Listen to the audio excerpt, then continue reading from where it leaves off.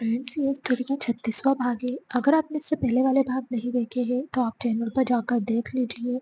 बहुत ही अच्छी स्टोरी है फ्रेंड्स। बहुत जल्द ये स्टोरी कंप्लीट होने वाली है और इसके बाद न्यू स्टोरी आएगी। न्यू स्टोरी भी बहुत इंटरेस्टिंग है क्योंकि अब मुझे लग रहा है कि आपको ये स्टोरी थोड़ी कम पसंद आ रही है और आपको इसमें इंटरेस्ट कम आ रहा है, इसलिए ये स्टोरी बहुत जल्द कंप्लीट होने वाली है। तभी आस्था ने अपनी बाहें नानी माँ के गले में डालते हुए कहा, नानी माँ, हमें एक और रस्म करनी है, प्लीज आप उसे भी करवाइए ना। उसकी बात पर सब हैरानी से उसे देखने लगे। तभी नानी माँ ने पूछा, ऐसी कौन सी रस्म है जिसके लिए तू इतनी ज्यादा एक्साइटेड है? उनकी बात पर आस्था ने कहा, नानी माँ, हमने देखा था वो हमारी फ्रेंड टीना थी ना, उसने भी वो वाली रस्म की थी। तब से मेरा भी बहुत दिल कर रहा है वो वाली रस्म करने का। उसकी बात सुनकर नानी माँ कंफ्यूज हो गई और बोली, ऐसी भी कौन सी रस्म है जिसके बारे में हम नहीं जानते? आस्था ने कहा, वो रस्म होती है ना नानी माँ, एक बड़ी सी थाली में बहुत सारा दूध लिया जाता है और फिर उसमें अंगूठी ढूंढते हैं। जैसे ही आस्था ने क्यूट सा फेस बनाकर ये बात कही, सब लोग हंसने लगे क्योंकि आस्था ने कुछ इस तरह से बोला था। उसे देखकर ऐसा लग रहा था जैसे ना जाने वो रस्म कितनी ज्यादा इम्पोर्टेंट है।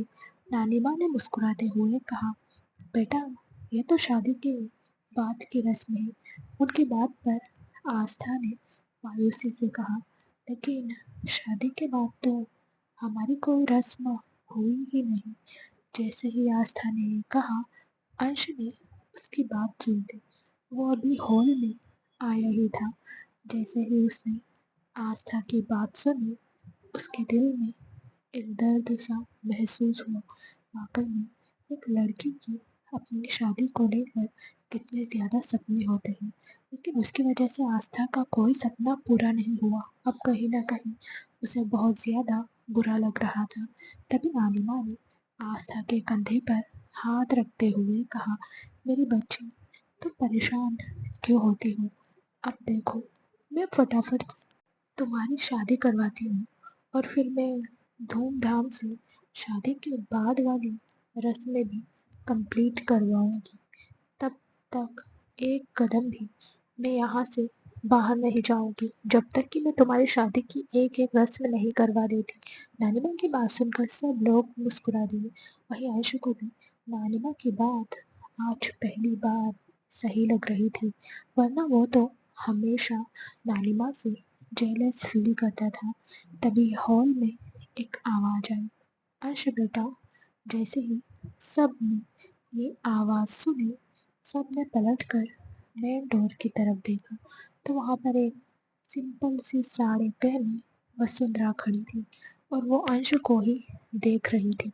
जैसे ही अंश ने वसुंधरा को वहां देखा, साथ ही दादाजी ने वसुंधरा को देखा तो उनके खून में आग लग गई। वहीं आस्था भी वसुंधरा को वहां देखकर एकदम चौंक गई थी, लेकिन बाकी सब लोग हैरान थे। उन्हें तो पता नहीं था कि वसुंधरा कौन है और अचानक से कहाँ से आ गई, क्योंकि जिस दिन वसुंधरा अंश से मिलने के लिए मेंशन आई थी, उस दिन दादाजी ने सबको शॉपिंग के लिए भेज दिया था, इसलिए वसुंधरा को किसी ने भी नहीं देखा। वसुंधरा को देखकर अंश की आंखों में खून उतर आया। तभी दादाजी वसुंधरा के सामने जाकर खड़े हो गए और गुस्से से चिल्लाते हुए बोले, तुम यहाँ क्या कर रही हो? तुम्हारी हिम्मत भी कैसे हुई यहाँ आने की? अगर आपने अभी तक चैनल को सब्सक्राइब नहीं किया है तो सब्सक्राइब कर लीजिए। स्टोरी अच्छी लगे तो लाइक और शेयर जरूर करना। क्या करेगा अब अंश? आखिर वसुंधरा कपूर मेंशन क्या करने आई है? उनकी बात सुनकर वसुंधरा घुटनों के बल बैठ गई और उनके पैरों को पकड़कर बुरी तरह से रोने लगी और नकली आंसू बहाते हुए बोली, बाबूजी, प्लीज हमें माफ़ कर दीजिए, हमें माफ़ कर दीजिए बाबूजी। जब से हम आप लोगों से अलग हुए हैं, हम एक दिन भी चैन से नहीं जी पाए। प्लीज़ हमें माफ़ कर दीजिए। बस हमें कुछ दिन अपने बेटे के साथ रहने दीजिए। हम अंश से अपनी गलती की माफ़ी मांगना चाहते हैं। प्लीज़, इतना कहकर वो रोने की एक्टिंग करने लगी। वहीं रौनक, रश्मि राधिका को, वसुंधरा को इस तरह से रोते देखकर उस पर तरस आ रहा था, क्योंकि उन्हें पता नहीं था कि वसुंधरा ने क्या किया है और वो कितनी खतरनाक औरत है। उन्हें तो बस वसुंधरा एक बेबस, लाचार नजर आ रही थी, इसलिए सबको काफ़ी बुरा लग रहा था। वहीं वसुंधरा को इस तरह से रोते देखकर आस्था की आंखों में आंसू आ गए। उसने अंशु की तरफ देखा। अंशु का फेस ऐसा लग रहा था जैसे वो अभी क्या से क्या कर बैठेगा। तभी दादाजी ने चिल्लाते हुए कहा, सिक्योरिटी, फटाफट से अंदर आओ। दादाजी की बात सुनकर वसुंधरा और जोर जोर से रोने लगी और अपने हाथ जोड़ते हुए बोली, बस कुछ दिन मेरे बेटे के साथ मुझे रहने दीजिए। मुझे मेरी गलती का पश्चाताप करने दीजिए बाबूजी। हर किसी को इस वक्त वसुंधरा पर तरस आ रहा था, क्योंकि वसुंधरा ने ड्रामा ही कुछ ऐसा क्रिएट किया था कि सबके दिल पिघल गए थे। वहीं आज जिस औरत से अपनी ज़िंदगी में सबसे ज़्यादा नफ़रत करता था, उस औरत को आज अपने सामने देखकर उसका खून उबल रहा था। हालांकि वसुंधरा की हालत इस वक्त काफ़ी ज़्यादा ख़राब थी, लेकिन दादाजी ने सिक्योरिटी को बुलाकर वसुंधरा को मेंशन से बाहर फिकवा दिया। वसुंधरा ने चिल्लाते हुए कहा, जब तक आप मुझे मेरे बेटे की शादी तक यहाँ रहने की इजाज़त नहीं दे देते, मैं मेंशन को छोड़कर कहीं नहीं जाऊंगी। इस मेंशन के बाहर अपना सिर पटक पटक कर मैं अपनी जान दे दूंगी। और आप अच्छी तरह से जानते हो बाबूजी, मैं कितनी ज़िद्दी हूँ। इतना कहकर वसुंधरा बेशन के बाहर बेशर्मों की तरह बैठ गई। सब हैरानी से अब दादाजी को देख रहे थे, स्पेशली नानी माँ। तभी नानी माँ दादाजी के सामने जाकर खड़ी हो गई और उन्हें देखते हुए बोली, ये कौन थी भाई साहब, और ये सब क्या हो रहा है? आज जिसे इस बात की खबर पहले ही मिल गई थी कि वसुंधरा मेंशन आ रही है, ये बात जानते ही उसका चेहरा डार्क हो गया था। इसलिए वो वसुंधरा को मेंशन में आने से रोकना चाहता था, लेकिन उस वक्त वो आस्था की बातों में खो गया था। इसलिए वो वसुंधरा को मेंशन के अंदर आने से रोक नहीं पाया। लेकिन अब जैसे ही नानी माँ ने सीधा सीधा सवाल किया, एक पल के लिए तो दादाजी नानी माँ से अपनी नजरें चुराने लगे। लेकिन वो जानते थे कि सच कितना भी छुपा लिया जाए, सच कभी नहीं छुपता। इसलिए दादाजी ने बड़े ही कम शब्दों में वसुंधरा के बारे में नानी माँ को बता दिया।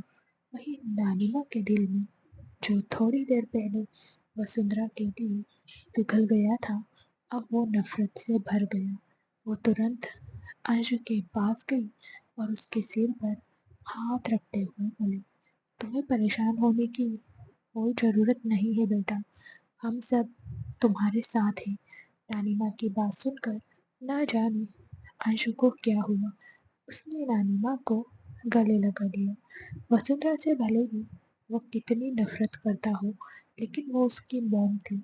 उसने अपनी मॉम का बहुत ही भयानक रूप देखा था। नानी माँ से अपनापन पाकर उसने नानी माँ को गले लगा लिया। सबकी आंखों में नमी आ गई थी।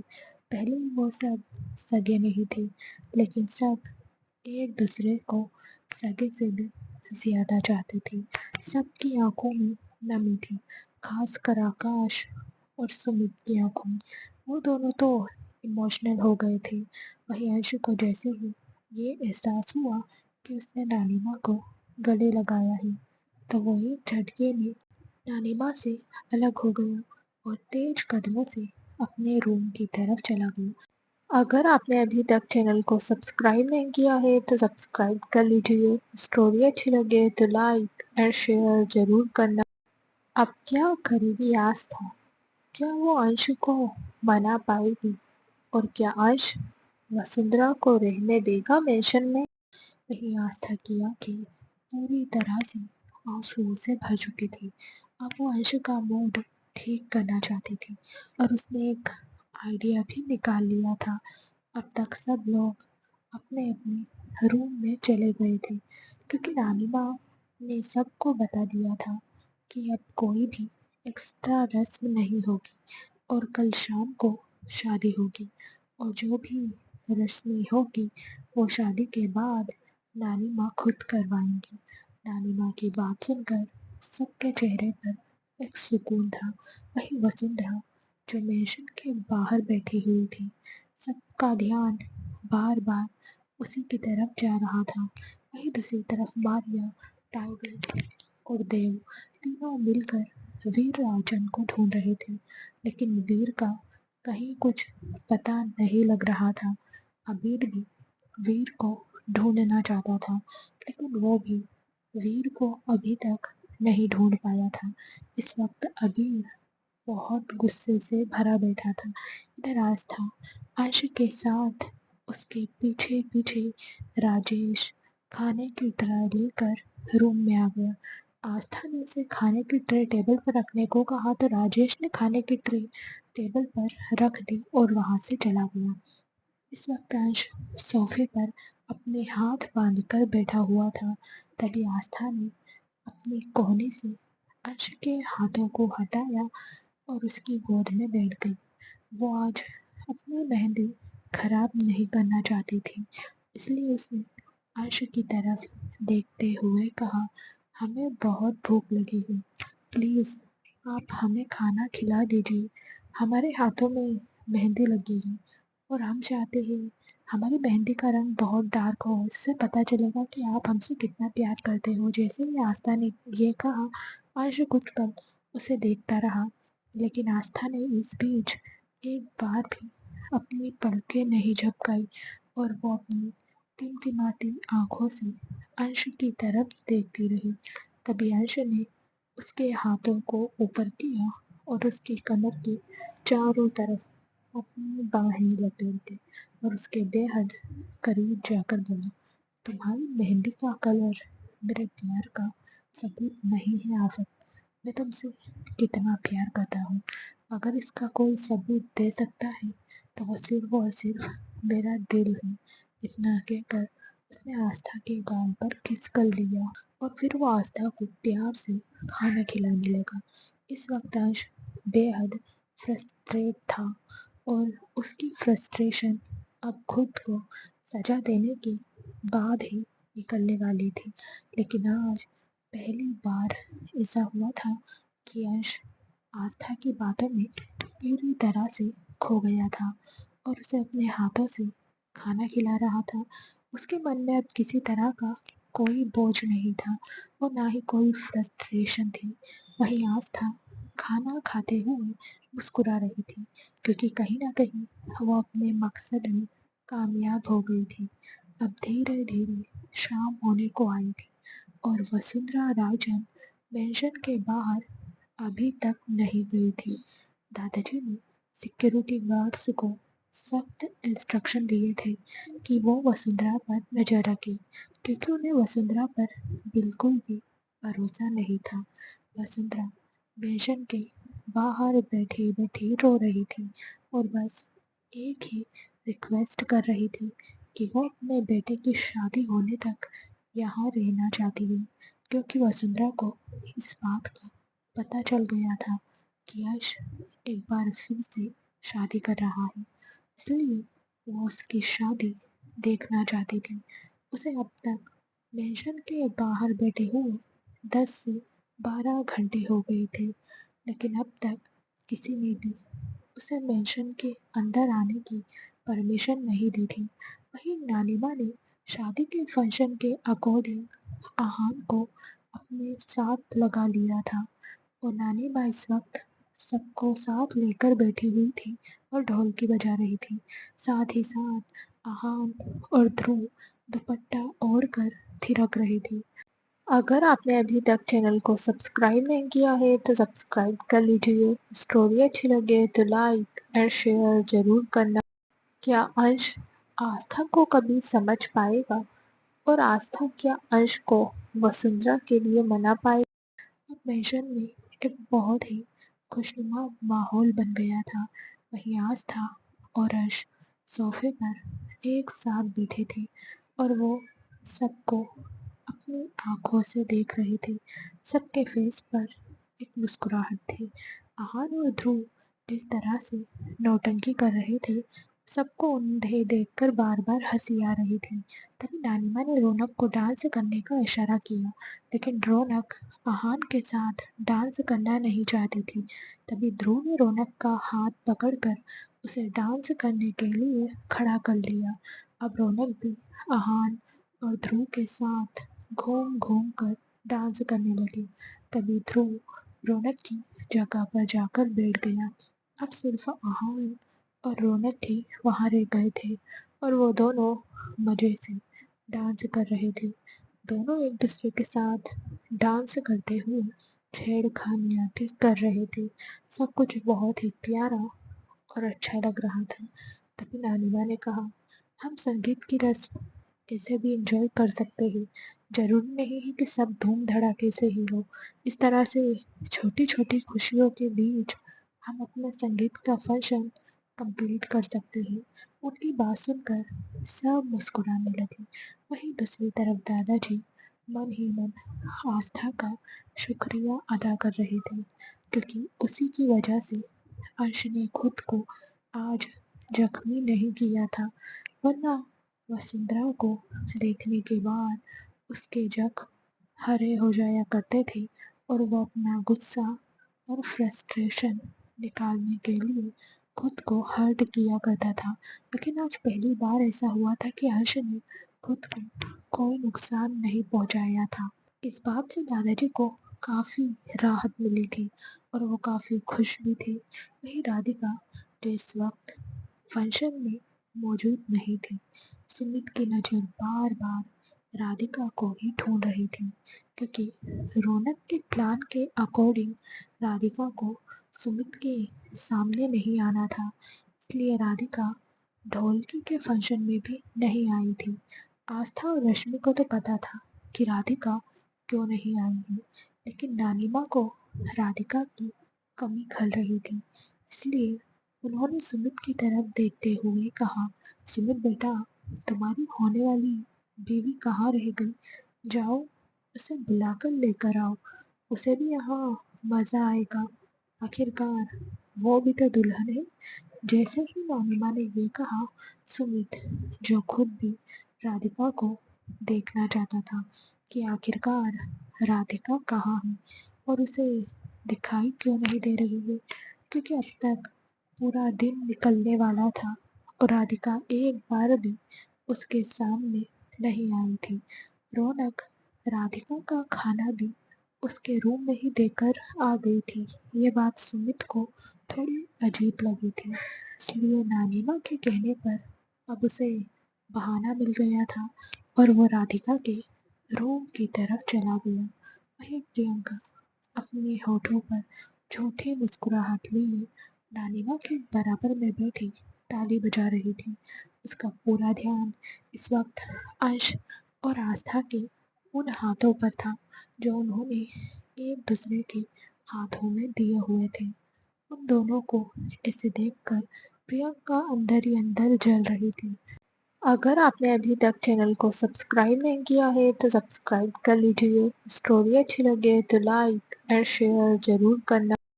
आखिर प्रियंका अब कौन सा नया प्लान बनाएगी आस्था को अंश से दूर करने के लिए?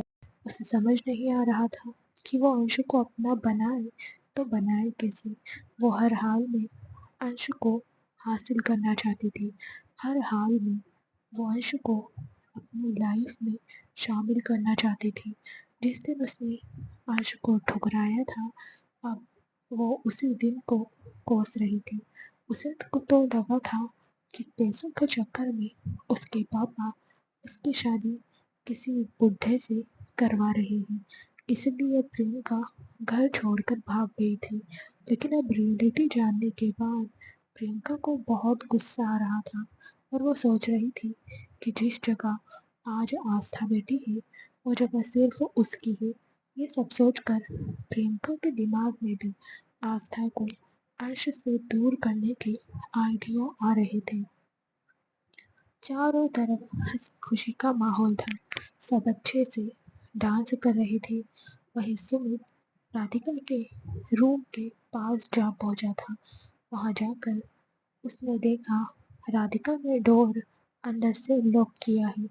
ये देखकर पहले तो सुमित चिढ़ गया कि अचानक से इस लड़की को डोर लॉक करने की क्या जरूरत पड़ गई, क्योंकि राधिका ने पहले कभी भी इस तरह से डोर लॉक नहीं किया था।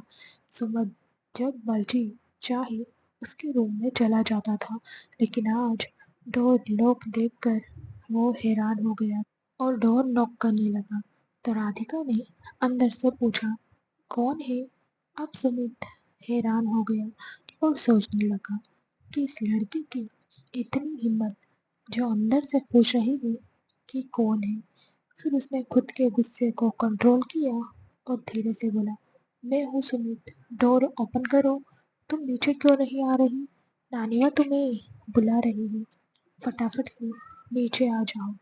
अब सुमित राधिका को धमकाने लगा था। वहीं इसकी बात सुनकर राधिका ने कहा, वो मेरी तबीयत खराब है, मैं नहीं आ रही, आप जा सकते हो। इतना कहकर वो अपनी हंसी कंट्रोल करते हुए बेड पर जाकर बैठ गई। वही सुमित अब बुरी तरह से चिढ़ गया था कि इस लड़की की इतनी हिम्मत बढ़ गई। एक तो इसने डोर ओपन नहीं किया और अब आने के लिए साफ साफ मना कर रही है। इससे पहले कि सुमित गुस्से से डोर तोड़कर अंदर जाता, तभी रश्मि वहां आ गई। दरअसल रश्मि ने सुमित को राधिका के रूम में जाते हुए देख लिया था, इसलिए वह तुरंत सुमित के पीछे पीछे वहां आ गई थी, क्योंकि वो सुमित की बेचैनी को इतनी जल्दी खत्म करना नहीं चाहती थी। उसने सुमित की तरफ देखकर मुस्कुराते हुए कहा, सुमित भैया, मुझे लगता है आपको चले जाना चाहिए। मैं राधिका से बात करके आती हूँ और उसे अपने साथ लेकर आती हूँ। उसकी बात सुनकर सुमित ने एक नज़र डोर को देखा और वहां से चला गया। सुमित के जाने के बाद रश्मि ने धीरे से डोर लॉक किया तो राधिका ने तुरंत डोर ओपन कर दिया। तो रश्मि रूम में आ गई और राधिका को देखते हुए बोली, हमारा प्लान बिल्कुल सही जा रहा है। सुमित भैया का चेहरा पूरी तरह से उतर गया है। अब बस कल के दिन तुम सुबह सुबह यहाँ से बाहर निकलोगी और कल प्लान का हमें आखिरी राउंड पूरा करना है। जैसे ही रश्मि ने ये कहा, राधिका ने उसे गला लगा लिया और इमोशनल होते हुए बोली, वाकई में आप मेरी बहन हैं, जो इस तरह से आप मेरी मदद कर रही हैं। उसकी बात पर रश्मि ने अपनी पलकें झपकाई और फिर वो रूम से बाहर निकल गई और नानी माँ के पास जाकर बैठ गई। उसने नानी माँ से कह दिया था कि राधिका को तबीयत कुछ ठीक नहीं है, इसलिए वो आराम कर रही है। उसकी बात सुनकर नानी माँ ने कहा, ठीक है, अभी उसका आराम करना जरूरी है, वैसे भी कल उसकी शादी है। इतना कहकर नानी माँ मुस्कुराने लगी। अभी वो सब फंक्शन एंजॉय कर ही रहे थे, तभी दो सिक्योरिटी गार्ड्स भागते हुए मैंशन के अंदर आ गए। सब हैरानी से उन गार्ड्स की तरफ देख रहे थे। तभी दादाजी ने उन गार्ड्स से पूछा, क्या बात है, तुम इस तरह से घबराए हुए क्यों हो? एक सिक्योरिटी गार्ड ने कहा, सर, वो जो मैम बाहर बैठी थी वो बेहोश हो गई है और उनकी सांसें भी नहीं चल रही हैं। जैसे ही उस सिक्योरिटी गार्ड ने ये कहा, हर्ष पूरी तरह से हैरान हो गया।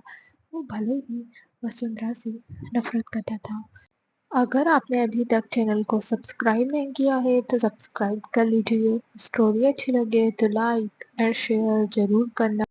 आखिर वसुंधरा किस मकसद से मेंशन आई है? क्या अंश उसका मकसद जान पाए? लेकिन वो इस तरह से अपनी माँ को भला कैसे कुछ होने दे सकता था? इसलिए वो दौड़कर बाहर की तरफ भागा। बाहर आकर उसने वसुंधरा को अपनी गोद में उठाया और सीधा उसे मिनी हॉस्पिटल में लेकर आ गया। और फिर डॉक्टर वसुंधरा का इलाज करने लगे। तभी आस्था ने अंश के हाथ पर अपना हाथ रखा और कहा, अंश जी, मैं जानती हूँ इन्होंने आपके साथ जो किया वो बहुत गलत था, लेकिन अगर आप भी इनके साथ गलत करोगे तो आप में और इनमें फ़र्क ही क्या रह जाएगा। मैं किसी को जस्टिफाई नहीं कर रही हूँ, मैं बस आपकी शादी देखना चाहती हूँ, तो आप उन्हें शादी तक यहाँ रहने दीजिए। वैसे भी कल शादी हो जाएगी और उसके बाद वो यहाँ से चली जाएंगी। उसकी बात सुनकर अंश ने एक सपाट लुक उसे दिया और फिर वो सीधा अपने रूम में चला गया। उसके जाने के बाद आस्था ने दादाजी से बात करने की कोशिश की, लेकिन दादाजी ने ना में अपना सिर हिला दिया और बोले, आस्था बेटा, हम आपकी सारी बातें मानने के लिए तैयार हैं, लेकिन हम आपकी ये बात कभी नहीं मान सकते। और इस औरत को हम एक पल के लिए भी यहाँ बर्दाश्त नहीं करेंगे। इसके होश में आते ही हम यहाँ से इसे भिजवा देंगे। इतना कहकर वो अपने रूम में चले गए। अब आस्था मायूस हो गई थी, क्योंकि वो अंश के दिल का दर्द अच्छी तरह से समझ रही थी और वो इस तरह से अंश को बिल्कुल भी नहीं देख सकती थी। इसलिए उसने अंश को मनाने का फैसला किया, क्योंकि वो जानती थी अगर वो अंश को मना लेगी तो दादाजी भी मना नहीं कर पाएंगे। तभी नानी माँ ने कहा, बेटा, एक बार सोच ले, जो तू कर रही है वो सही है या नहीं, क्योंकि जो औरत अपने सगे बेटे की नहीं है वो किसी की भी नहीं हो सकती। उनकी बात पर आस्था ने कहा, हम जानते हैं नानी माँ, लेकिन इस वक्त अर्शद जी के दिल से उस औरत के लिए नफरत निकालना बहुत ज़रूरी है, क्योंकि अगर किसी इंसान के दिल में किसी के लिए नफरत होती है, किसी को बर्बाद करने की चाहत होती है, तो वो इंसान खुद कभी सुकून से नहीं जी पाता है। और हम आयशा जी की लाइफ में सिर्फ और सिर्फ सुकून देखना चाहते हैं और उनके साथ सुकून से जीना चाहते हैं। इतना कहकर वो अपने रूम की तरफ चली गई। जैसे ही वो रूम में आई, रूम का हाल देखकर उसकी चीख निकलते निकलते रह गई, क्योंकि आयशा ने रूम का सारा सामान तोड़ दिया था।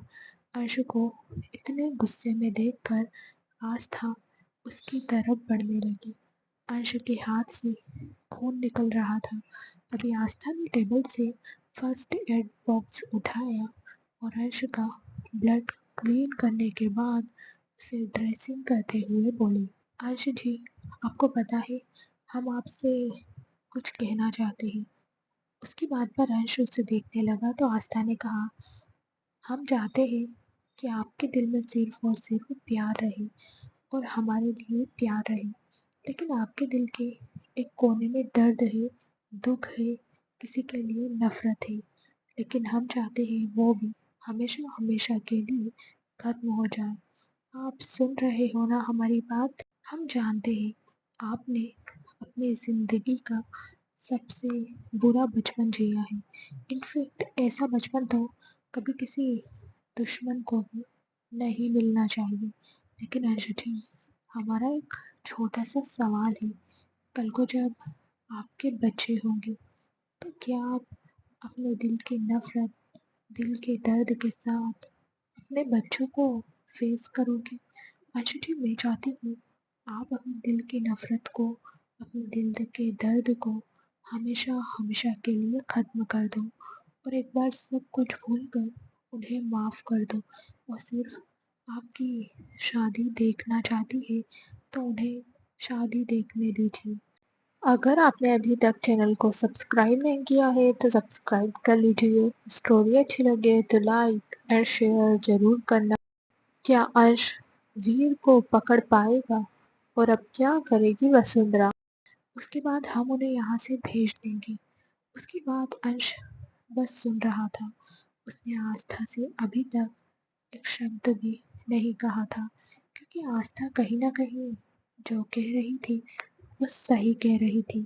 अंश का दिल अब आस्था की बातें मानने का कर रहा था, लेकिन उसकी नफरत, उसका दर्द उसे इस बात की इजाज़त नहीं दे रहा था। उसने बिना किसी एक्सप्रेशन के कहा, चाहे तुम कुछ भी बोलो आस्था, लेकिन मेरा दिल इतना बड़ा नहीं है कि मैं उस औरत को अपने घर में रहने दूँ, और मैं उस औरत को बर्बाद करना चाहता हूँ। उसकी बात सुनकर आस्था ने उसके हाथ पर अपना हाथ रखते हुए कहा, लेकिन हम चाहते हैं वो हमारी शादी अटेंड करे। बस हम अब कुछ भी सुनना नहीं चाहते, और हम आपसे ये मांग रहे हैं। वैसे भी आपने आज तक हमें कोई गिफ्ट नहीं दिया। हम चाहते हैं आप हमारी ये बात मानकर हमें तोहफा दें।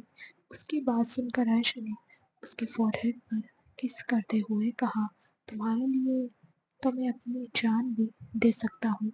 ये सुनकर आस्था ने अपनी बाहें उसके गले में डालते हुए कहा, हमें आपकी जान नहीं, बस एक दिन के लिए उस औरत की मौजूदगी बर्दाश्त करने की आप में ताकत चाहिए। इतना कहकर वो सुकून भरी नजरों से अंश को देखने लगी। शायद अब अंश ने उसकी बात मान ली थी। उसने कहा, ठीक है, तुम्हें जो सही लगे तुम वो करो, लेकिन अब मुझसे ज़्यादा उम्मीद मत रखना। इतना कहकर वो वहाँ से चला गया। वहीं आस्था के फेस पर एक बड़ी सी मुस्कुराहट आ गई। उसके लिए तो यही बहुत बड़ी बात थी कि अंश ने उसकी बात मान ली थी, और उसने वसुंधरा को अपने घर में रहने की इजाज़त दे दी थी। अंश के जाने के बाद आस्था जल्दी से दादाजी के रूम में गई, और उसने दादाजी को अपने पॉइंट ऑफ व्यू से समझाया। तो दादाजी को भी लगा कि अगर इस तरह से वसुंधरा के यहाँ रहने पर अंश के दिल का दर्द और उसकी नफरत थोड़ी बहुत कम हो जाएंगी, और वो सब भूल कर अपनी ज़िंदगी की नई शुरुआत करेगा, तो इससे अच्छी बात कुछ हो ही नहीं सकती। इसलिए दादाजी ने भी आस्था की हाँ में हाँ मिला दी थी। वहीं वसुंधरा को कुछ घंटों के बाद होश आ गया था, और आस्था ने उसे इस बात के बारे में बता दिया था कि वो शादी तक यहाँ रुक सकती है। वसुंधरा हैरानी और शक भरी नजरों से आस्था को देखते हुए बोली, लेकिन तुम कौन हो कि तुमने आशु को मेरे लिए मनाया है? उसकी बात पर आस्था ने कहा, जी, क्योंकि हम चाहते हैं कि हमारे पति के दिल में सिर्फ प्यार ही प्यार रहे, नफरत या दर्द उनके दिल में बिल्कुल भी ना रहे। जैसे ही आस्था ने ये कहा, वसुंधरा ने उसका हाथ पकड़ लिया और रोने लगी। अचानक से कुछ सोचकर वसुंधरा ने अपने गले में पहना एक भारी भरकम डायमंड का सेट निकालकर आस्था के हाथों में थमा दिया, और झूठी मुस्कुराहट के साथ बोली, ये मेरी प्यारी सी बहू के लिए मेरी तरफ से गिफ्ट। जैसे ही वसुंधरा ने ये कहा, आस्था की आंखें हैरानी से फैल गई, और उसने मना करते हुए कहा, नहीं, हम आपसे गिफ्ट नहीं ले सकते, प्लीज़ आप इसे अपने पास रखिए, ये तो काफ़ी ज़्यादा महंगा लग रहा है। उसकी बात पर वसुंधरा ने उसके गाल पर हाथ रखते हुए कहा, नहीं बेटा जी, प्लीज़, ये तो आपको रखना ही होगा। अगर आप ये नहीं रखोगी तो हमें लगेगा शायद आपने हमें माफ़ नहीं किया और फिर हमें नहीं अपनाया है। वसुंधरा की बात सुनकर आस्था मजबूर हो गई, और उसने वसुंधरा से वही वो सेट ले लिया था। वहीं सेट पर प्रियंका की नज़र भी टिक गई थी, क्योंकि वो सेट लास्ट टाइम उसने एक मैगज़ीन में देखा था, जिसकी कीमत लाखों में नहीं करोड़ों में थी। और वसुंधरा प्रियंका की शक्ल को ही देख रही थी। प्रियंका ने अब सोच लिया था कि वो इस सेट को आस्था से लेकर रहेगी। कुछ देर बाद सब लोग अपने अपने रूम में थे। अगर आपने अभी तक चैनल को सब्सक्राइब नहीं किया है तो सब्सक्राइब कर लीजिए। स्टोरी अच्छी लगे तो लाइक एंड शेयर जरूर करना। क्या अबीर अंश और आस्था की शादी को रोक पाएगा? क्या करेगी आस्था अबीर के साथ? वही सुमित काफी हद तक बेचैन था। जिस तरह से उसका पूरा दिन राधिका को देखे बिना गुजर गया था, उसके दिल में अभी का अजीब सी बेचैनी हो रही थी कि आखिरकार मामला क्या है और क्या वाकई में राधिका की तबीयत खराब है। अगर उसकी इतनी ही तबीयत खराब है तो क्या वो डॉक्टर को बुलाए या ना बुलाए, यही सब सोचकर सुमित परेशान हो रहा था। डिस्परेटली उसका दिल चाहता था कि वो राधिका को देखे। वहीं दूसरी तरफ आस्था इस वक्त अंश के साथ थी, उसकी बाजू पर अपना सिर रखकर सो रही थी। वहीं अंश की आंखों में दूर दूर तक नींद नहीं थी, क्योंकि अगर वसुंधरा रायचंद उसके साथ एक ही छत के नीचे हो सकती है तो भला वो कैसे चैन की नींद सो सकता है। लेकिन फिलहाल आस्था की खुशी के लिए उसने वसुंधरा रायचंद को एक्सेप्ट किया था। जल्द ही अगली सुबह हो गई। अगली सुबह वसुंधरा पूरे मेंशन को आंखें फाड़े देख रही थी। मेंशन में रखा एक एक इम्पोर्टेंट सामान उसकी आंखों में चुभ रहा था। वहीं वसुंधरा के चेहरे पर एक रहस्यमयी मुस्कुराहट आ गई थी। दूसरी तरफ इस वक्त अर्श अपनी पूरी गैंग के साथ स्टडी रूम में था और सबको एक एक करके कुछ न कुछ इंस्ट्रक्शन दे रहा था। सभी के चेहरों पर अजीब अजीब तरह के भाव थे। वहीं दूसरी तरफ सारी गर्ल्स इस वक्त राधिका के रूम में थी, क्योंकि राधिका की एक्टिंग का आज लास्ट डे था और अब राधिका को वो करना था जो रौनक ने उससे करने के लिए कहा था। इसलिए राधिका अब थोड़ा नर्वस हो रही थी और वो कह रही थी कि अगर सुमित ने उसकी बात मान ली तब वो क्या करेगी। तभी रौनक ने कहा, राधिका दी, मैंने जैसा जैसा आपको करने के लिए कहा है आप बिल्कुल वैसा ही कीजिए और टेंशन मत लीजिए। जो हमने सोचा है वैसा ही होगा। उसकी बात सुनकर राधिका ने खुद को सुमित के सामने जाने के लिए मोटिवेट किया। तभी आस्था ने राधिका से कहा, मैं सुमित भैया को 10 मिनट बाद इस तरफ भेजूंगी और आपको आगे का काम करना होगा। उसकी बात पर राधिका ने हाँ मैं अपना सिर हिलाया। वहीं दूसरी तरफ अंश के इंस्ट्रक्शन देने के बाद सब लोग अपने अपने काम में लग गए। मारिया को आज दुल्हन बनना था, लेकिन अंश का इंस्ट्रक्शन सुनकर वो उस पर भी ध्यान दे रही थी। तभी नानिमा मारिया के पास शादी का जोड़ा और ज्वेलरी लेकर आ गई और बोली, बेटा आपको ये सब पहनना है। शादी का लहंगा और ज्वेलरी देखकर एक पल के लिए तो मारिया घबरा गई, क्योंकि उसने कभी इतनी हेवी ड्रेस कैरी नहीं की थी। लेकिन अब नानिमा के जोर देने पर मारिया मना नहीं कर पाई, क्योंकि उसकी ज़िंदगी में प्यार के नाम पर सिर्फ टाइगर था और रिश्तों के नाम पर अंश था। लेकिन मारिया अब सबको अपना समझने लगी थी और धीरे धीरे वो नानिमा को अब बेहद पसंद करने लगी थी। आस्था जो अपने रूम में जा रही थी, उसने सुमित को स्टडी रूम से बाहर आते हुए देख लिया था। उसने सुमित के सामने आकर उसे रोकते हुए कहा, सुमित भैया क्या आप मेरा एक काम कर दोगे?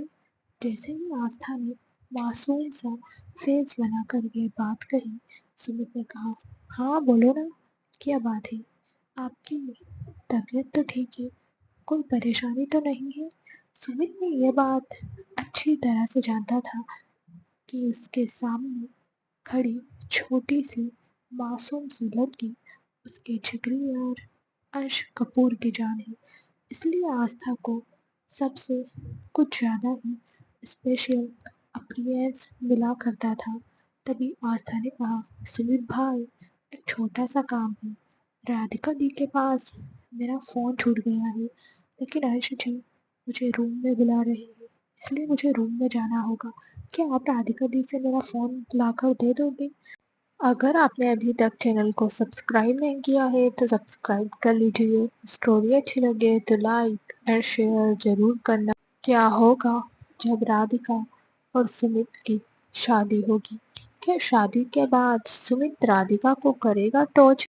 आस्था ने जैसे ही ये कहा, सुमित एकदम हैरान हो गया कि इतने छोटे से काम के लिए आस्था किसी को भी कह सकती थी, लेकिन उसने कुछ नहीं कहा।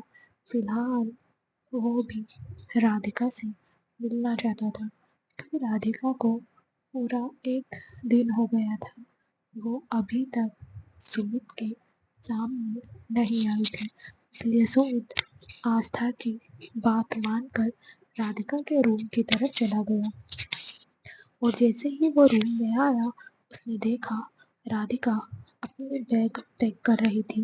राधिका को इस तरह से बैग पैक करते देखकर सुमित एकदम हैरान हो गया, क्योंकि उसकी तो आज राधिका के साथ शादी होनी थी। अब इस तरह से राधिका को बैग पैक करने का क्या मतलब है? तभी सुमित आगे जाते हुए कहा, क्या आस्था भाभी का फ़ोन तुम्हारे पास है? उसकी बात पर राधिका ने आस्था का फ़ोन तुरंत सुमित के हाथ पर रखा। सुमित तिरछी नजरों से राधिका के बैग को देख रहा था। फिर उसने राधिका की तरफ देखते हुए पूछा, इस तरह से बैग पैक करने का क्या मतलब है? कहाँ जा रही हो तुम? उसकी बात पर राधिका ने अपनी हंसी कंट्रोल करते हुए कहा, मैं घर छोड़कर जा रही हूँ। अब मैं आपसे शादी नहीं करूँगी। जैसे ही राधिका ने ये कहा, सुमित को तो ऐसा लगा जैसे किसी ने उस पर बिजली गिरा दी हो। उसने राधिका के कंधों को कस कर पकड़ा और चिल्लाते हुए बोला, ये क्या बकवास कर रही हो तुम? जैसे ही सुमित ने इस तरह का रिएक्शन दिया, राधिका के फेस पर एक बड़ी सी मुस्कुराहट आ गई। उसने दूसरी तरफ मुंह फेर लिया था, जिस वजह से उसके फेस पर आई मुस्कुराहट सुमित नहीं देख पाया। तभी राधिका की नज़र डोर पर गई। डोर पर रश्मि, आस्था और रौनक खड़ी थी। उन तीनों का सिर एक दूसरे के ऊपर रखा हुआ था, और वो तीनों ही अंदर रूम में झांक कर देख रही थी कि अंदर क्या हो रहा है। जैसे ही राधिका ने उन तीनों को वहाँ देखा, वो उन तीनों को आंखें दिखाने लगी, जैसे कहना चाह रही हो, तुम लोग अभी इसी वक्त यहाँ से चली जाओ। लेकिन वो तीनों तो वहाँ से जाने के मूड में नहीं थी। वो तो देखना चाहती थी कि जो प्लान उन्होंने बनाया है वो सक्सेसफुल होता है या नहीं।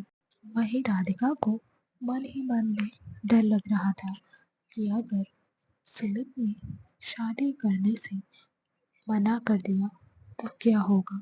लेकिन फिलहाल उसे ये रिस्क लेना ही था, क्योंकि जिस तरह से सुमित राधिका के साथ बिहेव कर रहा था, तो इस तरह से भला राधिका उससे शादी कैसे कर सकती थी। सुमित दिखने में एकदम शांत था, ज़्यादा बोलता नहीं था, लेकिन वो कितना ज़्यादा खतरनाक था ये बात राधिका अच्छी तरह से जानती थी। तभी सुमित ने राधिका की बाहों को कसकर पकड़ा और उसे धमकाते हुए बोला, तुम होती कौन हो ये डिसाइड करने वाली कि तुम्हें इससे शादी करनी है या नहीं? तुम्हारी जिंदगी पर सिर्फ और सिर्फ मेरा हक। जब तक मैं तुम्हारे किए की तुम्हें सजा नहीं देता, तब तक मैं तुम्हें चैन से जीने नहीं दूंगा, समझी तुम?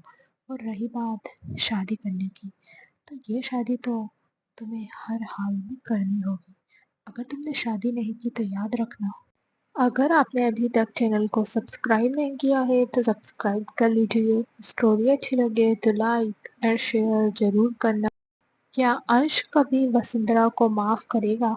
आखिर वसुंधरा क्यों अंश से इतनी नफरत करती है? भले ही तुम्हारा परिवार इस शहर में नहीं है, लेकिन वो कहाँ है ये बात मैं अच्छी तरह से जानता हूँ, और मैं उनके साथ क्या से क्या कर सकता हूँ ये बात मुझे तुम्हें बताने की जरूरत नहीं है।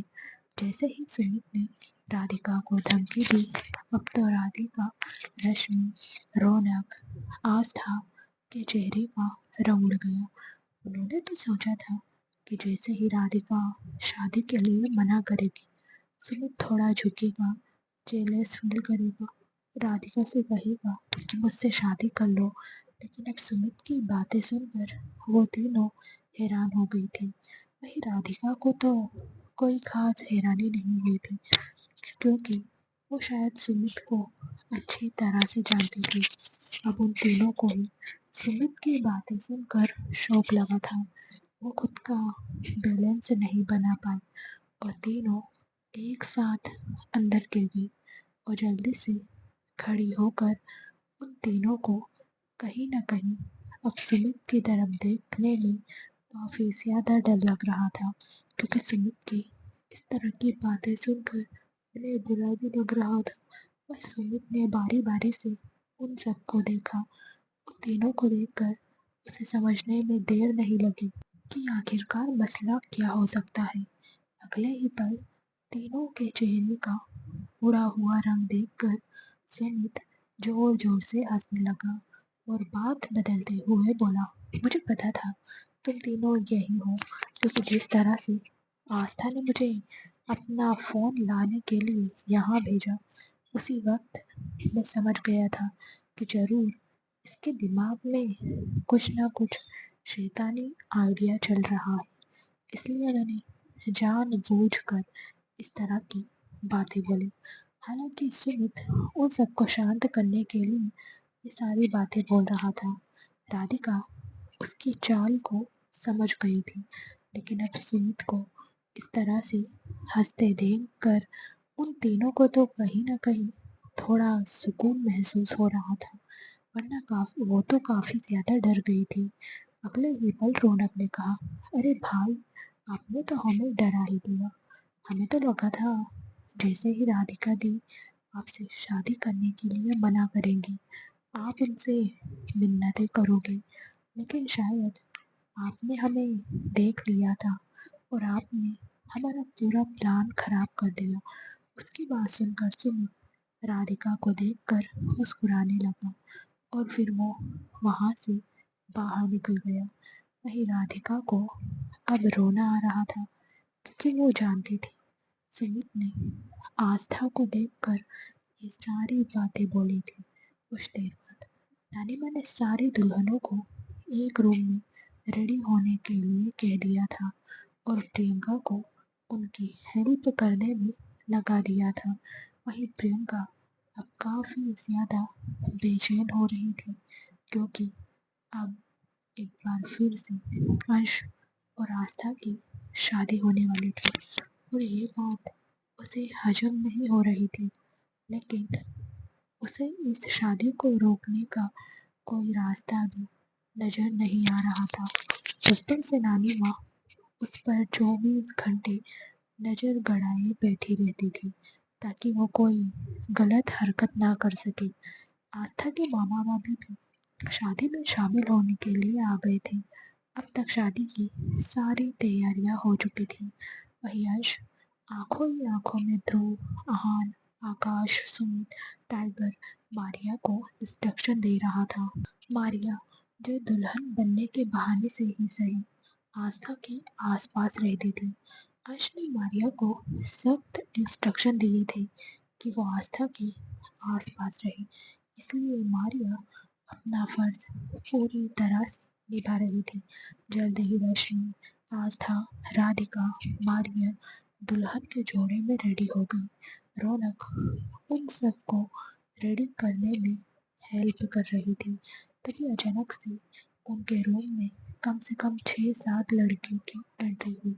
उन लड़कियों को देखकर मारिया के माथे पर बल पड़ गई कि अब ये लड़कियां कहाँ से आ गई, क्योंकि डेविल किंग ने पहले ही ये बात अच्छी तरह से मेंशन की थी कि कोई भी बाहर का आदमी शादी में नहीं आएगा। लेकिन अब उन लड़कियों के आ जाने पर मारिया की हैरानी का कोई ठिकाना नहीं था। इतनी सारी लड़कियों को देखकर आस्था ने एक्साइटेड होते हुए पूछा, आप लोग कौन है और आप यहाँ क्या करने आई हो? अगर आपने अभी तक चैनल को सब्सक्राइब नहीं किया है तो सब्सक्राइब कर लीजिए। स्टोरी अच्छी लगे तो लाइक और शेयर जरूर करना। क्या करेगा अब अंश वसुंधरा के साथ, और क्या वीर अंश से बचकर निकल पाएगा? उसकी बात पर उनमें से एक लड़की आगे आई और बोली, मैम, हमें अंश सर ने यहाँ भेजा है ताकि हम आप लोगों को अच्छे से रेडी करें। अब तक आस्था, रश्मि, राधिका ऑलरेडी दुल्हन बन चुकी थी। रौनक की मदद से उन्होंने अपना अच्छा खासा मेकअप वगैरह भी कर लिया था। लेकिन अब इस तरह से उन लड़कियों के वहां आ जाने पर सभी हैरान थे। तभी आस्था ने कहा, लेकिन अंश जी ने मुझे तो कुछ नहीं बताया। हम तो सब रेडी हो गए हैं। अब आप लोगों का कोई काम नहीं है, आप जा सकते हैं। जैसे ही आस्था ने उन लड़कियों को जाने के लिए कहा, उन लड़कियों ने रिक्वेस्ट करते हुए बोली, मैम प्लीज़, आप हमारे पेट पर क्यों लात मार रही हैं? प्लीज़, वैसे भी हमें यहाँ आने के अच्छे खासे पैसे मिले हैं।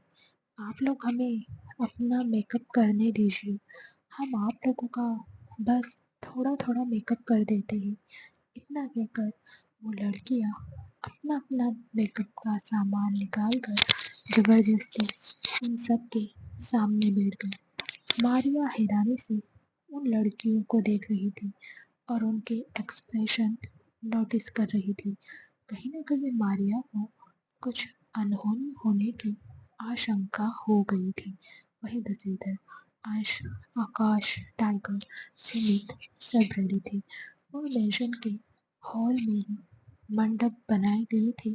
वो सब मंडप में आकर बैठ गए थे। जैसे ही यश वहां जाकर बैठा, वो अपनी बेचैन आंखों से चारों तरफ देखने लगा।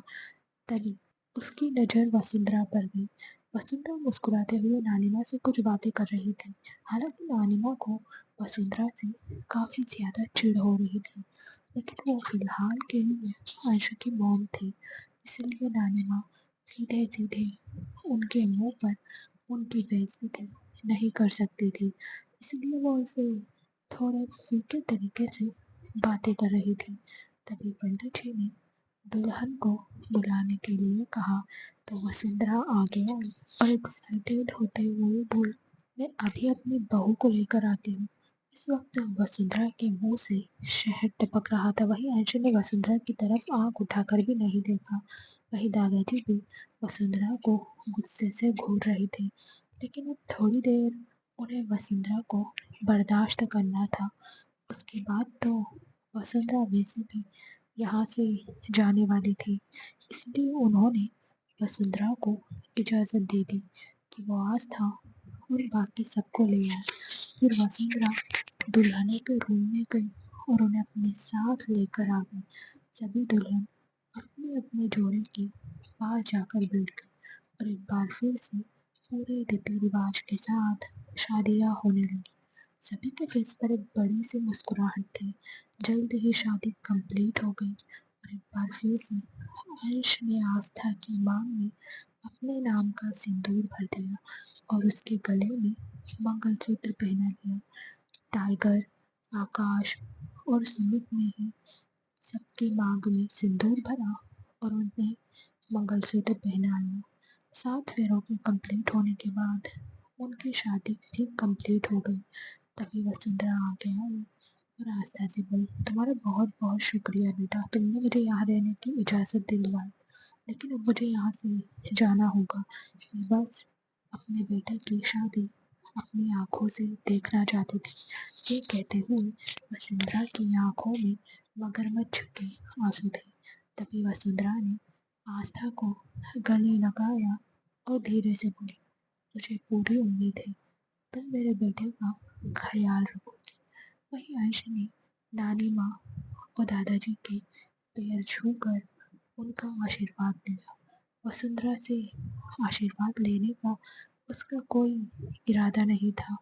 टाइगर, आकाश और सुमित ने भी अंश के नक्शे कदम पर चलते हुए दादाजी और नानी माँ से आशीर्वाद लिया। शादी के कंप्लीट होने के बाद वसुंधरा ने अंश की तरफ देखते हुए कहा, बेटा मुझे पूरी उम्मीद है एक दिन तुम मुझे जरूर माफ कर दोगे। उसकी बात पर अंश ने नजर उठाकर भी उसे नहीं देखा। तभी दादाजी आगे आए और सीरियस टोन में बोले, अच्छा अब शादी हो गई है, मुझे लगता है अब तुम्हारा यहाँ रहना किसी भी लिहाज से ठीक नहीं है। अब तुम जाओ यहाँ से। दादाजी ने सीधे सीधे वसुंधरा को जाने के लिए कह दिया था।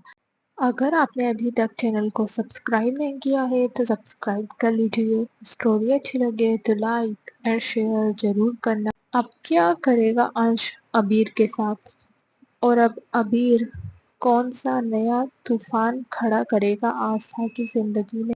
वहीं दादाजी की बात पर वसुंधरा को गुस्सा आ गया और वो अपने मन में बोली, इस बुढ़े के कुछ ज्यादा ही पर निकल आए हैं। एक वक्त था जब ये मेरे सामने ज्यादा बोलता नहीं था, लेकिन आज देखो कैंची की तरह इसकी जुबान चल रही है। वसुंधरा को अपनी तरफ घूरता पाकर दादाजी ने थोड़ी तेज आवाज में कहा, क्या तुम्हें सुनाई नहीं दे रहा? मैं अपने गार्ड्स को बुलाऊं तुम्हें यहाँ से भगाने के लिए? ऐसे ही दादाजी ने ये बात कही। वसुंधरा को गुस्सा आ गया। उसने चिल्लाते हुए कहा, ये बुढ़े अपनी औकात में रही। मेरे सामने ना तेरी कल औकात थी ज्यादा बोलने की और ना आज है, समझा तू? और ये क्या तरीका है मुझसे बात करने का? इतना कहकर वो दादाजी को घूरने लगे। वहीं वसुंधरा की बात सुनकर सब लोग एकदम हैरान हो गए। नानी माँ तो हैरानी से वसुंधरा को देख रही थी। थोड़ी देर पहले ये औरत उसे माजी माजी कह रही थी और दादाजी को बाबूजी बाबूजी कह रही थी, लेकिन अब वही औरत दादाजी के मुंह पर उन्हें बुड्ढा कह रही थी। ये देखकर सबकी हैरानी का कोई ठिकाना नहीं था। तभी वसुंधरा ने चिल्लाते हुए कहा, मुझे पता था तुम लोग मुझे कभी नहीं अपनाओगे, लेकिन तुम लोगों को मैं इतनी आसानी से खुशी खुशी नहीं रहने दे सकती थी। इसीलिए मैंने एक बार फिर से अंश कपूर की जिंदगी बर्बाद कर दी। समझे तुम सब? इतना कहकर वो दादाजी की तरफ देखकर मुस्कुराने लगी। वहीं नानी माँ की सब्र का बांध टूट गया और वह वसुंधरा के सामने जाकर खड़ी हो गई और एक जोरदार थप्पड़ उसके गाल पर मारते हुए बोली, ये क्या बकवास कर रही है तू? और किस लहजे में बात कर रही है तू भाई साहब से? अकल नहीं है क्या तुझे? और किसकी जिंदगी बर्बाद की तूने? मेरे बच्चों की तो शादी अच्छी तरह से हो गई, वो भी तेरी आंखों के सामने, और तू ऐसी बकवास बातें बोले जा रही है। नानी माँ की बात सुनकर वसुंधरा जोर जोर से हंसने लगी और बोली, हाँ बिल्कुल, शादी तो हुई है अंश कपूर की, लेकिन आस्था से नहीं, किसी और से। इतना कहकर वो फिर से हंसने लगी। वही नानी माँ सोच में पड़ गई कि ये औरत क्या कह रही है। तभी ध्रुव और आहान दोनों वसुंधरा के सामने जाकर खड़े हो गए और ध्रुव ने सीरियस एक्सप्रेशन के साथ कहा, ये क्या बकवास कर रही हो तुम? भाई की शादी भाभी के साथ हुई है, टाइगर की शादी मारिया भाभी से हुई है, आकाश भाई की शादी रश्मि भाभी से हुई है और सुमित भाई की शादी राधिका भाभी से हुई है। क्या तुम्हें दिखाई नहीं दे रहा है? उसकी बात पर वसुंधरा ने हंसते हुए कहा, आयशा कपूर की बीवी इस वक्त मेरे बेटे वीर के कब्जे में है, समझे तुम लोग। और हाँ, एक और बात कान खोल कर सुन लो। अगर तुम आस्था को सही सलामत देखना चाहते हो तो मेरे बेटे वीर के नाम पर तुम्हें वो जमीन करनी होगी जिस जमीन के लिए अबीर सिंह राठौर पागल है। और साथ ही साथ तुम्हें हमेशा हमेशा के लिए मेरे बेटे की जिंदगी से दूर जाना होगा। मैं उस पर इतनी सी भी आँच नहीं आने दूंगी। जैसे ही वसुंधरा ने अपना रंग दिखाया और इस तरह से बोलना शुरू किया, अब तो सबकी आंखें हैरानी से बड़ी हो गई। वहीं आहान और ध्रुव समझ नहीं पा रहे थे कि वहाँ हो क्या रहा है। वहीं अंश एक्सप्रेशन लेस होकर वसुंधरा की बातें सुन रहा था। वसुंधरा की बातें सुनकर नानी माँ को गुस्सा आ गया और उन्होंने लगातार दो चांटे वसुंधरा के गाल पर लगा दिए। तभी वसुंधरा ने गुस्से से नानी माँ का हाथ पकड़ा और उनका हाथ झटकते हुए बोली, ए बुढ़िया, बंद कर अपना ये ड्रामा। अगर तूने एक बार और मुझ पर हाथ उठाया तो मेरा एक चांटा भी तू बर्दाश्त नहीं कर पाएगी।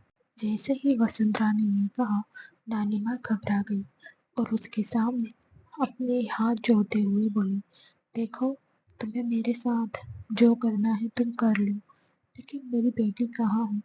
मेरी बेटी के साथ खुश नहीं होना चाहिए। कहाँ है मेरी आस्था? बोलो, जवाब दो। वही दादाजी तो पत्थर की तरह जम गए थे। उन्हें वसुंधरा पर पहले भी यकीन नहीं था, लेकिन वसुंधरा इतना घटिया खेल प्लान करेगी इसके बारे में तो उन्होंने कभी सोचा भी नहीं था। अगर आपने अभी तक चैनल को सब्सक्राइब नहीं किया है तो सब्सक्राइब कर लीजिए। स्टोरी अच्छी लगे तो लाइक और शेयर ज़रूर करना। क्या आहान और रौनक कभी करीब आ पाएंगे? आखिर ध्रुव की लाइफ में कौन सी लड़की आएगी? तभी ध्रुव ने कहा, अगर ये आस्था भाभी, मारिया भाभी, रश्मि भाभी और राधिका भाभी नहीं है तो फिर ये चारों दुल्हन कौन है?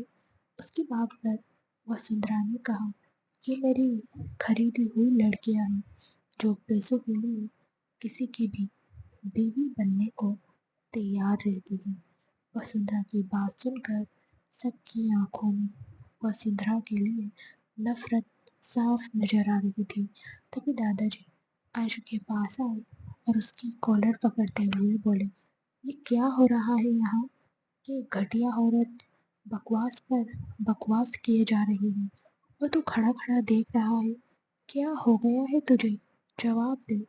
अभी वो बोल ही रहे थे कि तभी प्रियंका शादी के जोड़े में वसुंधरा के पास जाकर खड़ी हो गई। जैसे ही वसुंधरा ने प्रियंका को देखा, उसके चेहरे का रंग उड़ गया। उसने प्रियंका को घूरते हुए कहा, तुम यहाँ क्या कर रही हो? तुम्हें तो अंश से शादी करनी थी। मैंने तुम्हें आस्था की जगह लेने के लिए कहा था, फिर तुम यहाँ क्या कर रही हो? बोलो। वही नानी माँ हैरानी से शादी के जोड़े में सजी हुई प्रियंका को देख रही थी। तभी नानी माँ आगे आई और प्रियंका का हाथ पकड़ते हुए बोली, ये सब क्या है प्रियंका? तू यहाँ आस्था के शादी के जोड़े में क्या कर रही है? बोल, जवाब दे। ये सब क्या है? तभी वहाँ किसी के हंसने की आवाज आई। अंश, जो काफी देर से वहाँ खामोश खड़ा था और सारा ड्रामा एंजॉय कर रहा था, उसे हंसते देखकर वहाँ सभी के चेहरों पर मुस्कुराहट होनी थी, लेकिन अब सब लोग थर थर काँप रहे थे। तभी अंश वसुंधरा के सामने जाकर खड़ा हो गया और उसे देखते हुए बोला, कुछ औरतें इतनी घटिया होती हैं कि उन्हें घटिया हरकतों के अलावा कुछ नहीं सूझता। जिस औरत ने अपना शौक पूरा करने के लिए अपने बच्चे की भी परवाह नहीं की, उस औरत को इतनी आसानी से मैं अपनी ज़िंदगी में कैसे आने दे सकता था? लेकिन फिर भी मैंने तुम्हें यहाँ रहने की इजाज़त दी क्योंकि मैं समझ चुका था कि तुम ये ड्रामा करके क्या करने की कोशिश कर रही हो। भले ही तुमने मेरी बीवी को बहकाया, लेकिन अंशु कपूर, बिना किसी इमोशन के काम करता है। इस तरह से वो किसी के इमोशन में नहीं आता, समझे तुम? और रही बात शादी की, प्रियंका, तुम यहाँ मेरी आस्था को नुकसान पहुँचाने के लिए आई थी। तुम मुझसे शादी करना चाहती थी। जिस दिन शादी से तुम खुद भाग गई थी, अब तुम्हें उसी शख्स से शादी करनी है, क्योंकि तुम्हें अब मेरी पावर पोजीशन पसंद आ गई है और अब तुम आस्था की जगह लेने के बारे में सोच रही हो। तुम्हें क्या लगा तुमने हल्दी में जो केमिकल मिलाया था उसके बारे में मुझे पता नहीं चलेगा? उसकी बात सुनकर दादाजी एकदम हैरान हो गए और अंशु को देखते हुए बोले, बेटा, यहाँ क्या हो रहा है? क्या तुम मुझे क्लियर बताओगे? उनकी बात सुनकर आकाश आगे आया और बोला, मैं बताता हूँ आपको सारी बात दादाजी। हमें इन पर पहले से ही शक हो गया था कि ये ज़रूर यहाँ कुछ ना कुछ गड़बड़ करने आई है। और वैसे भी हमने इन्हें यहाँ सिर्फ और सिर्फ इसीलिए रहने दिया क्योंकि इसके थ्रू हम इनके बेटे वीर तक पहुँचना चाहते थे। और दादाजी, खुशी की बात ये है कि हम वीर तक पहुँच गए और अब वो हमारे कब्जे में है। जैसे ही आकाश ने ये कहा, वसुंधरा के चेहरे का रंग उड़ गया और उसने चिल्लाते हुए कहा, ऐसा कैसे हो सकता है? मेरा प्लान फुल प्रूफ था। ऐसा कैसे हो सकता है? मेरा बेटा तुम्हारे कब्जे में कैसे आ सकता है? बोलो, जवाब दो। उसकी बात पर मारिया आगे आई और बोली, इसका जवाब मैं आपको देती हूँ। आगे स्टडी में क्या होगा जानने के लिए हमारे साथ बने रहना। आपको ये स्टोरी कैसी लगी कमेंट करके ज़रूर बताना। अगर अच्छी लगी हो तो लाइक और शेयर ज़रूर करना।